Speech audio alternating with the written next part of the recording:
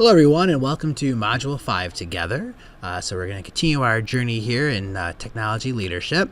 So at this point we're going to kind of look at some more examples of making changes and the roles of technology leaders in particular. So I have a lot of different articles and ideas here for you to look at, to kind of absorb and to take in. There's a lot of questions here. I understand there's a lot. With your Flipgrid post, you don't have to answer every single question in your Flipgrid post. Focus on some of the ones you thought were the most important, certainly, because you'll end up making, 3, 4, 5 minute videos. You could, but you don't have to, certainly. 1 5-minute video is certainly fine. So we're going to keep on building on that. So there's your Flipgrid link and the QR code. Make sure you're posting the text to Schoology as usual. All right, and that's due by the 12th. We also have another guest facilitator 2 weeks in a row, a person I work very closely with, Mr. Robert Ranieri. Bob Ranieri is a great guy, great individual.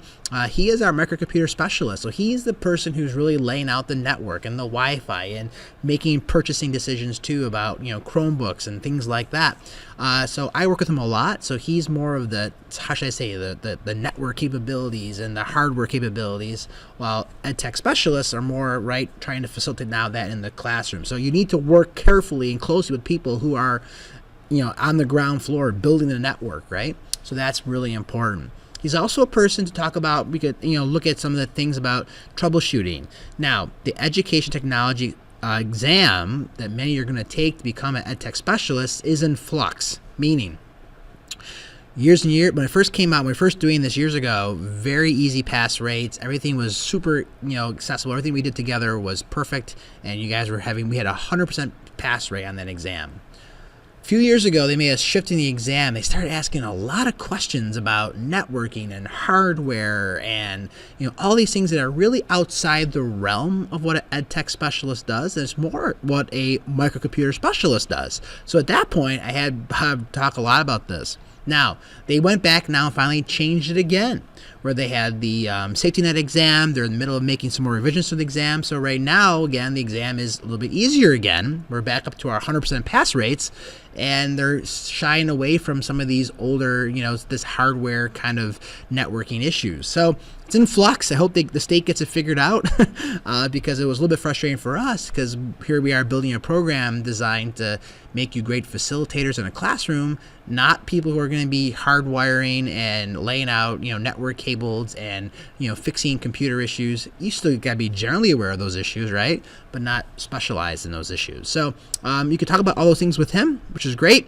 And that's due by the 12th. So he'll post to Schoology as well and add your comments to that discussion too. So let's go back into the Schoology folder. Again, this will be made available when we're ready, Module 5. Here's the materials folder. 7 tech trends. This is still the most recent one that came out in 2018.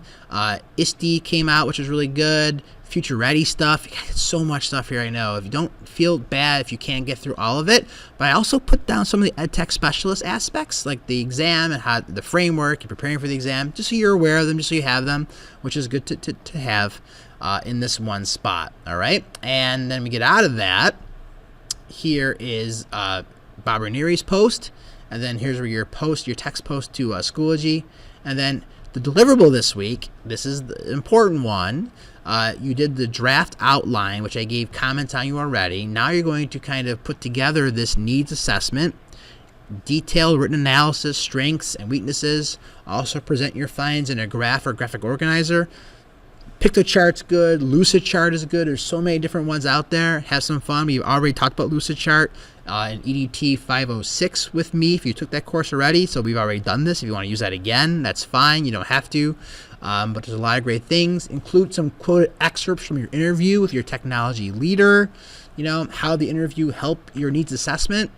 So follow everything that's in the assignment description. So this is part of the assignment. So the needs assessment is what I'm looking for right here. So this is going to be part of your overall tech plan. So you're already doing this part already in terms of this overall, how should I say it? You're already doing a lot of this already in terms of for your final project, okay? So do it really well here, less you gotta do later, all right? So that's gonna be done a turnitin.com drop, not on Schoology, and there's a drop.